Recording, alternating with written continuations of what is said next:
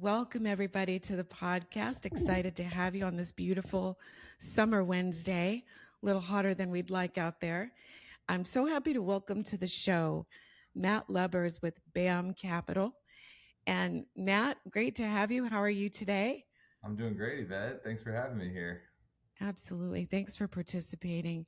And Matt, one of the big things that we like to do here on the podcast for NRI Wealth Architects is basically just bring education to the table. Now, a lot of my clients are, as you know, business owners, entrepreneurs, and we're talking a lot these days about self directed IRAs and the types of investments that are really tax savvy and help you not only to get tax credits and benefits, but also to really start increasing your passive wealth more aggressively or wealth that you're not trading your time to earn. So BAM fits beautifully into that portfolio or into that concept.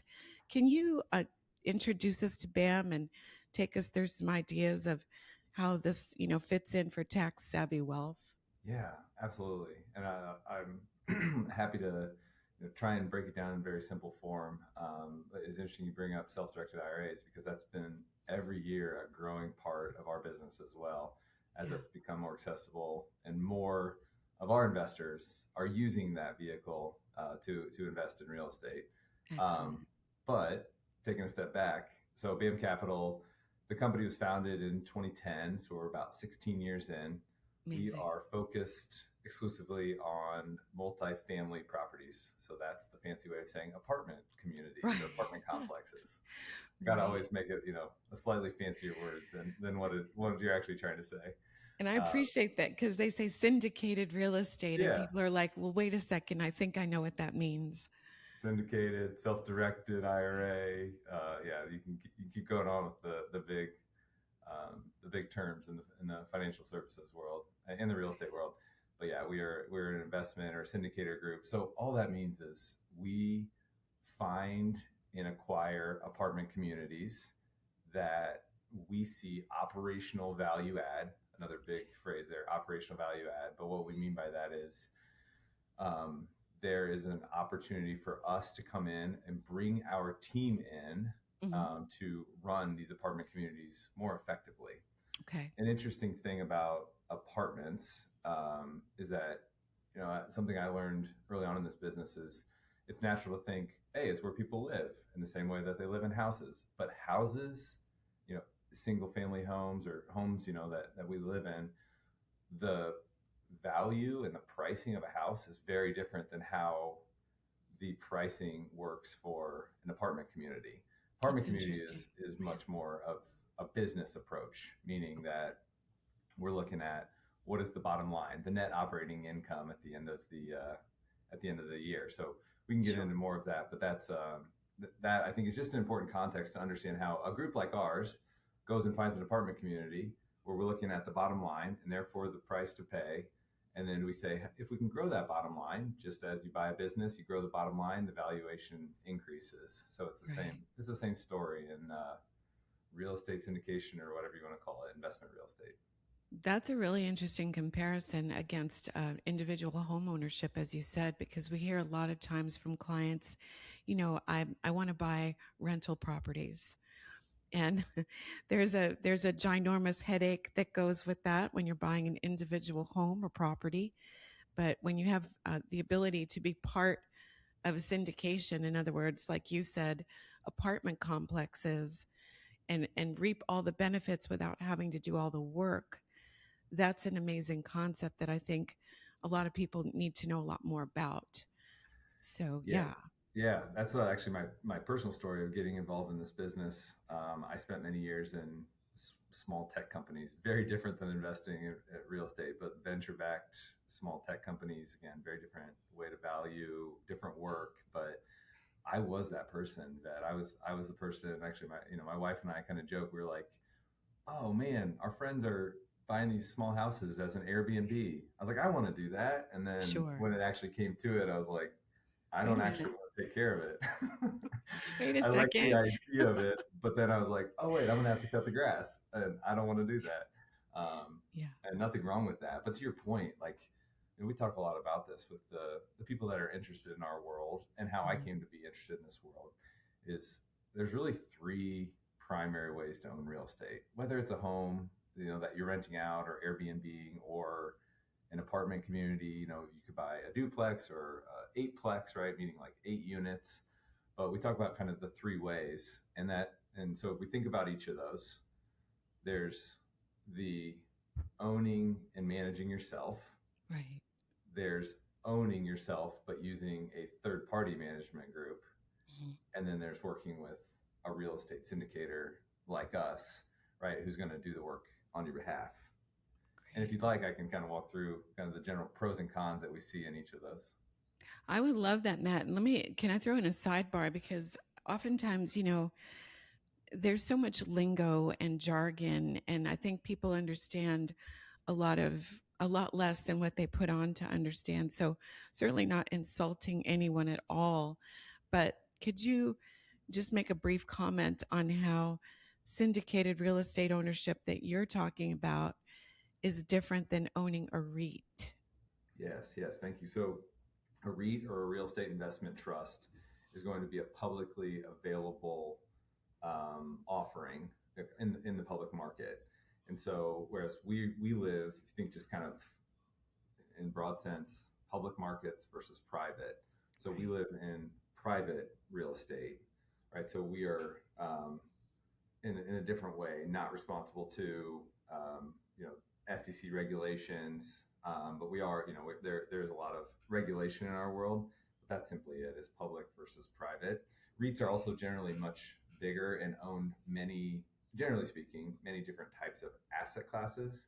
So when we say asset classes in real estate, think multifamily or apartments, industrial, so warehouses, retail or shopping centers, etc. Office is kind of the fourth big one. Those are the four main ones. And generally with a REIT, you're spreading your exposure across. Whereas, as Mm-hmm. I said, our focus is what we know is how to own and operate and add value to an apartment community.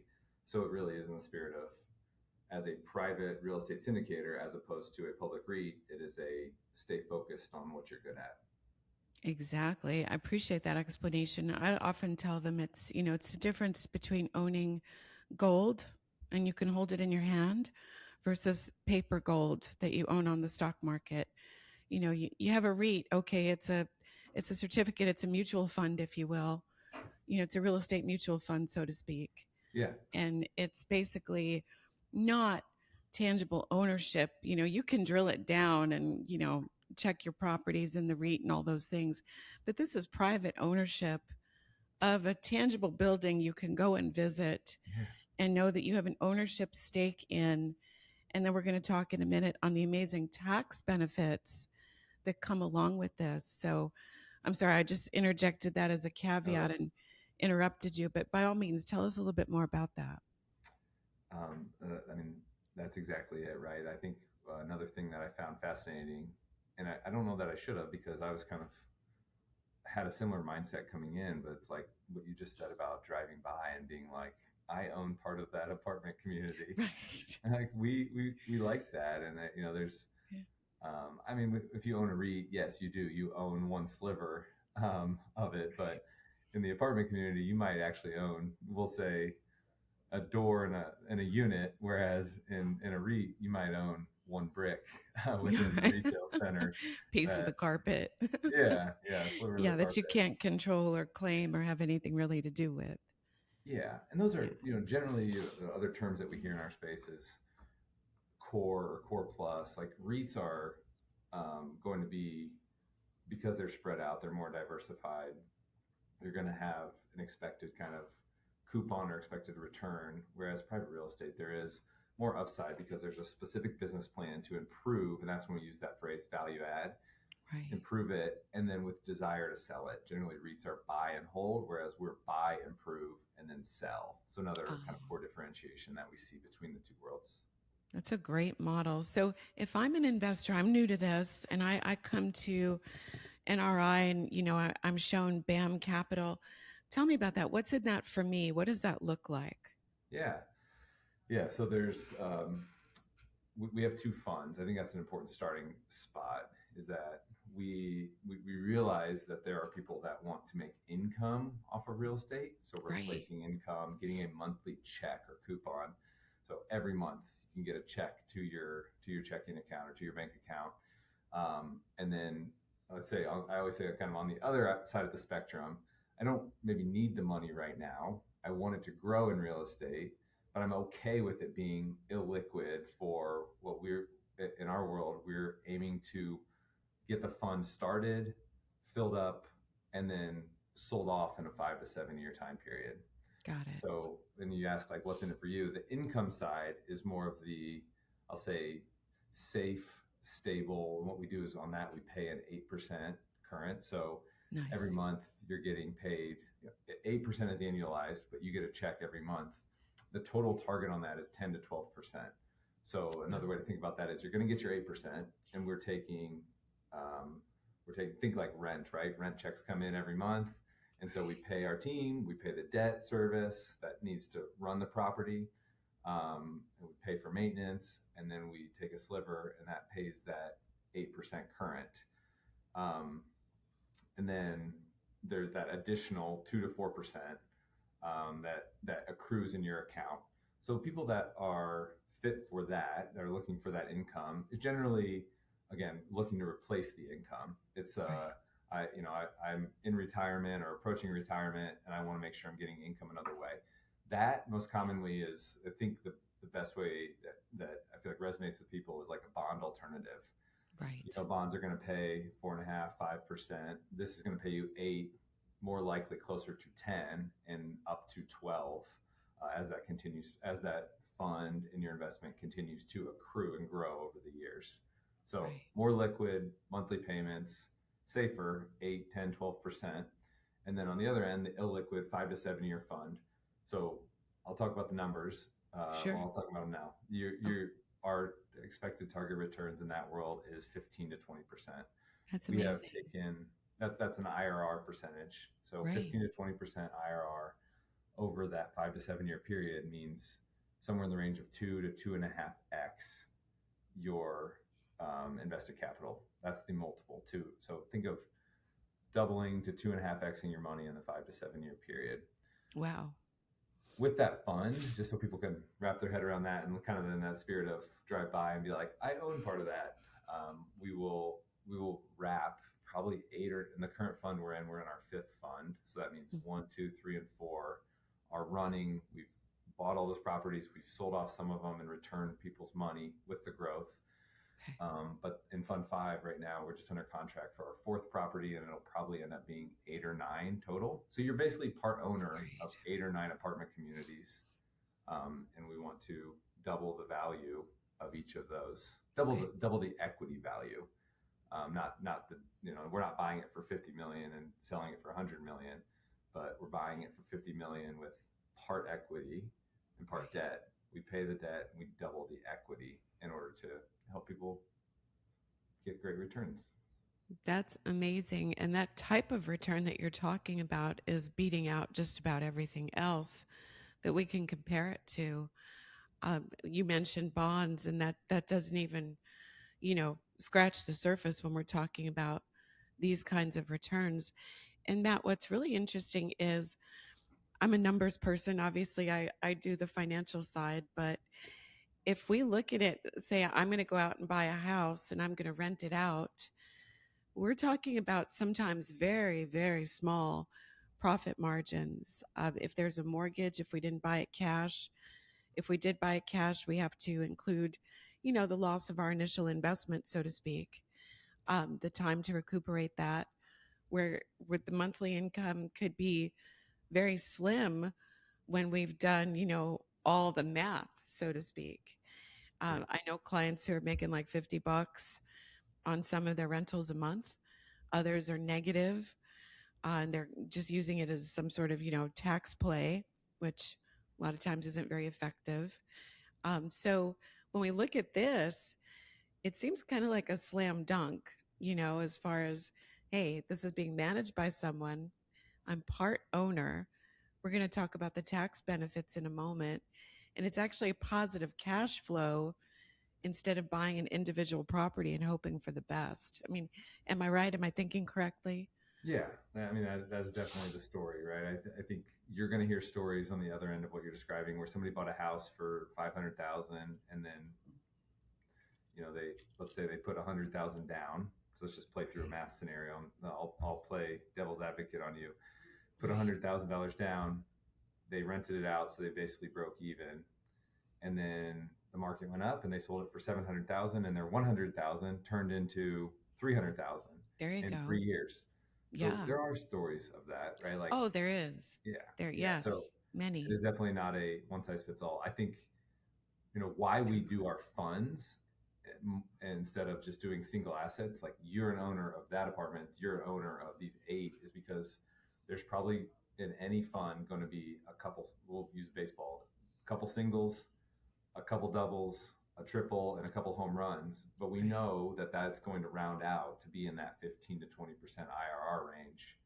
Correct. Um, the other thing, that you hit on, just as if you, like, the audience here, you're thinking about, do I want to own a single family home or be part of a syndicator? Let's just quickly talk about the pros and cons. So you Sure. own and manage, you might have that upside that I just talked about. So Right. maximum profit potential, and you have maximum control. I think that's an important, in the spirit of devil's advocate too, right? Complete control. You get to decide, do I want to paint? Do I want to put a new roof on? How do I want to do the landscaping? Whereas That's with true. us, we're Yeah, we're in control of that. You're putting trust in us to go make the best decisions on behalf of you as our investor. exactly. But the con, which you kind of alluded to, is it becomes a part-time job. Do you want that? You want to be on call 24/7? We talk about, you gotta have to, at the end of the day, deal with tenants, toilets, and trash. So do you want to deal with the three T's, Yeah, or do you want to basically hire somebody else to do that? exactly. The middle portion, I think people may be thinking about, is like, I can buy a home and then I can use a third party management. And in that case, you do get still the control, right? The roofs, the Right. painting, the landscaping. It's not a 24/7 job anymore, because the property management company is going to take a lot of that on. But you're going to pay a pretty penny. Usually they're charging Yes. around 10%, is what I've heard is kind of industry norm. So Oh, yeah. rent check comes in for 2,000, they take 200 and pass on 1,800. So it really does cut into the margin. Oh, Um, in California, you can pretty much double that. Yeah. Out here, I've heard as high as 25%. well, I didn't expect to say this, but that's why you moved to Indiana. That's always an option for Right. Where things are still civilized. you. I know. We're gonna get this off the rails. That's a whole nother Oh, podcast. let's not go there. California is not civilized, my friend. Uh, Yeah.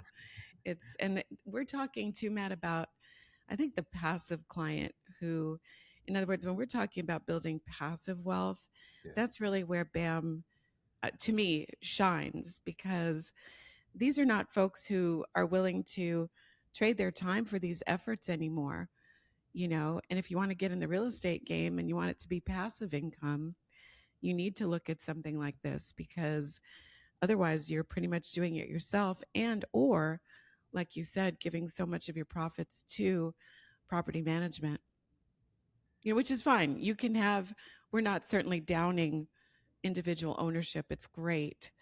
But if you're looking for that passive income, this is a great avenue. yeah, yeah. And I think that's a good call out, right? Of obviously your audience and the followers of NRI and those that work with NRI. Like, those are typically people that want to put their time into their business, that they Right. run, their families, and probably not tenants, Yeah. toilets, and trash. Toilets and it's always plumbing and air conditioning out here. We find plumbing and air conditioning, and they're both grossly expensive. I need more plumbers as clients because they're making bank They're out making here. bank. And one of the most exciting things about this, man, and I can't believe I'm going to say this, but the most exciting thing to me about this offering is the tax benefit. I mean, it's crazy what you're about to tell me, but can you enlighten our listeners about the Yeah. amazing flow through tax benefits? Yes. So, with the fund, there is depreciation that we can take on, and we pass 100% of that depreciation onto the investors. That's what creates the tax benefits that Yvette's talking about. Wow. So this year, year 2026, we are on target to get about what we're saying 75 to 80% of the investment that you make in accelerated depreciation that we're going to pass along to you. Wow. So why I say we pass along 100%, but it's going to be 75 or 80. That just what I'm trying to describe is we buy a new. Let me explain it in simple terms. We buy a new property, buy a new apartment, and we do what's called a cost segregation analysis, which is say somebody professional comes in and looks at and says, this is how much depreciation you can take on a property for the siding and the roofs and the ovens and everything, right? That is going to depreciate over time within the apartment community. Right.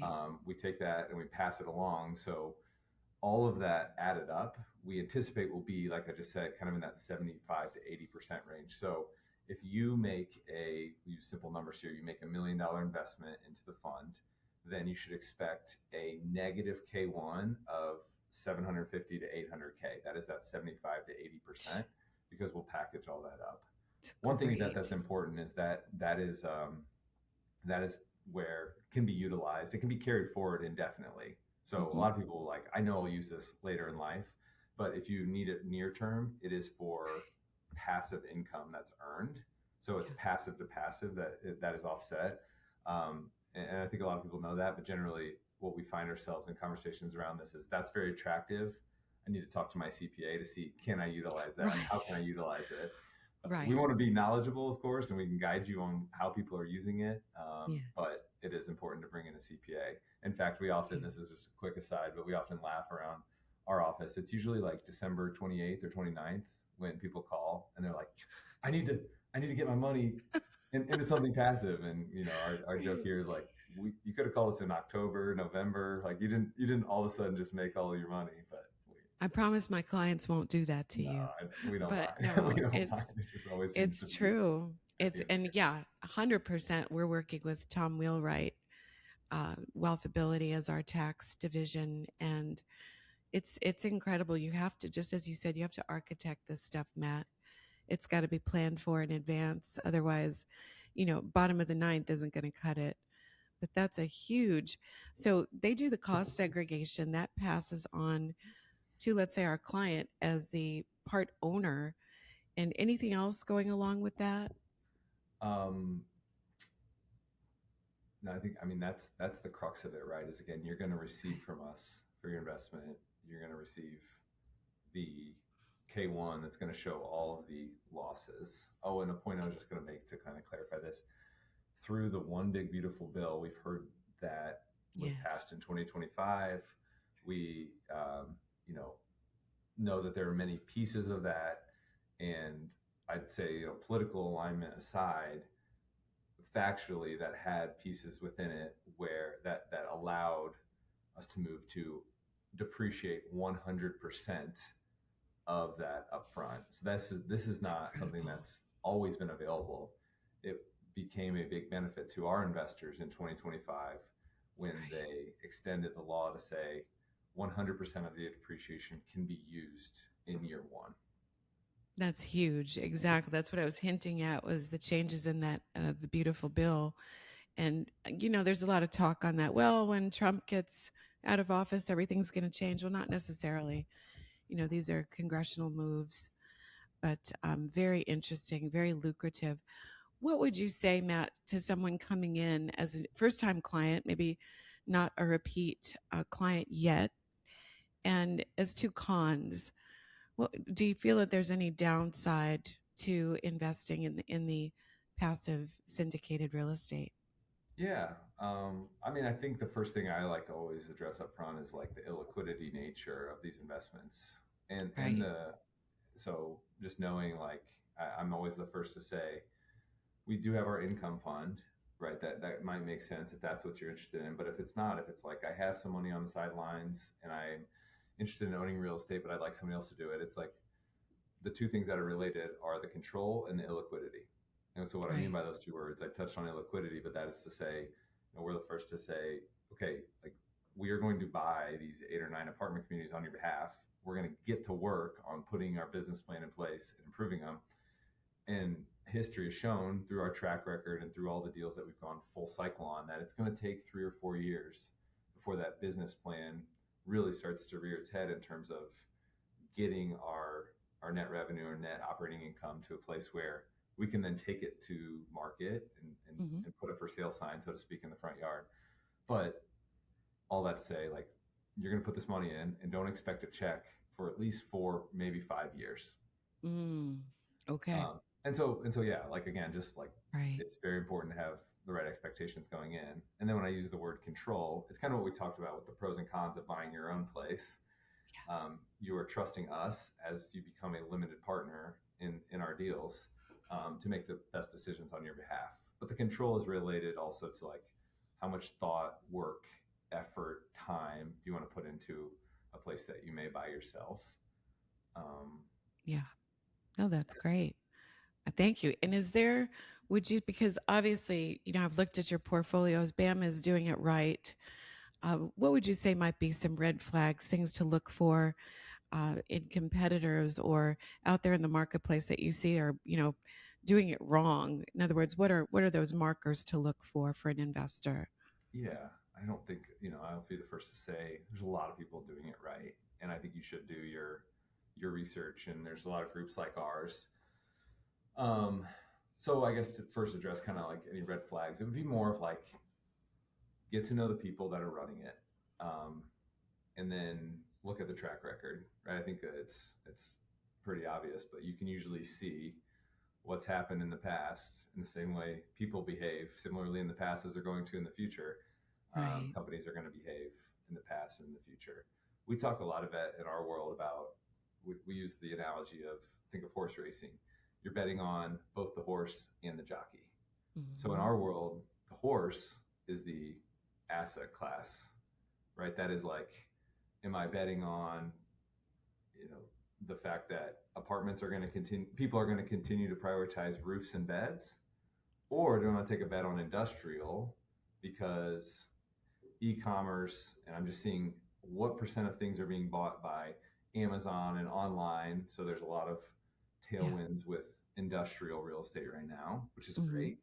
Which is great. Or do I Yeah. want to bet on the horse that is retail or commercial or office, because companies are making people come back to the office. Yeah. So what was Post COVID. down is coming back. Right. More people are going to the malls, right? So I'm giving you an example of, like, those are the horses you can bet on. But then when Right. you decide, like, I like that horse, right? I like industrial, or I like apartments. Then it's when we talk about the jockey, that those are the people, right? Those are the people that are running the business. So that's the operator. That's, again, where you're going to look at track record. I would always encourage asking about, your due diligence material. I think that just shows a maturity, right? Like, if they don't Yeah. have a due diligence room that they can open up and show you their books, their track record, their funds, their operating agreements, Exactly. all in one place, I think it'd be maybe heavy to sit, or too much to say necessarily a red flag. But I think those are things that you can do in the due diligence process, again, as you choose both the horse and the jockey. Does that help? 100%. I love that analogy. That's 100% acceptable and correct because due diligence is everything. And if the company that you're getting involved with, we always tell our clients, we have vetted you. This investment has been vetted by us if we're recommending it because they have opened everything up and shown it to us. But by all means, you go behind us and do the same thing.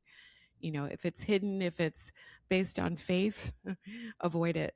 You know, the Yeah. Bernie Madoffs of the world are plentiful, and we want to make sure that we stay far and wide from all of that. So, Yeah, another thing we hear often is around, my cousin's buying this apartment, and again, like, I hope it works out, but I would just be my friend, right? I would just be encourage you to be cognizant of, if you're comfortable potentially losing the money, that's one thing, but think about right. how, we've heard too many times of, like, how it severs a relationship or something that, Oh, yeah. it's Oh, probably yeah. worthwhile saying no up front if that's going to both affect your financial life and your relationship with that person. Again, a lot of people are I'm not saying it's not well intended and there's a business plan that they've laid out, but it is true that a lot of times it's not going to work out. So just think through what that's going to mean if it doesn't. I know it's easy to look at, the business plan and say it's going to, but if it doesn't, how's that going to affect your financial life and your relationship with that person that might be close to you? 100%. Thank you for that, Matt. And for all of this, I can't believe our time is going by so quickly. But just in a recap, BAM Capital, 15 years out there and fully transparent, syndicated real estate, working with SDIRAs and the tax credits that go along with passive real estate ownership. So 100% we're looking forward to seeing you at our summit. So for everyone listening, BAM will be one of the speaking components of the summit. We'll be excited to hear more, the industry insights, what you have available, and you can check that out. Grab your ticket at www.sonicboomsummit.com. Happening here in Temecula. There it is. There's the flyer. Thanks, Matt. They're coming out from their Midwest part of the country, avoiding all kinds of tornadoes to come see us in California, September 28th, 29th, and 30th. So, Matt, thank you so much for joining us on the show today. It's fun to be with you. Look forward to meeting a lot of you out there in September. So thanks, Yvette. I'm excited. We'll see you then, my friend. And All for right, everyone listening, have a great day. Thanks for tuning in. We'll see you on the next show.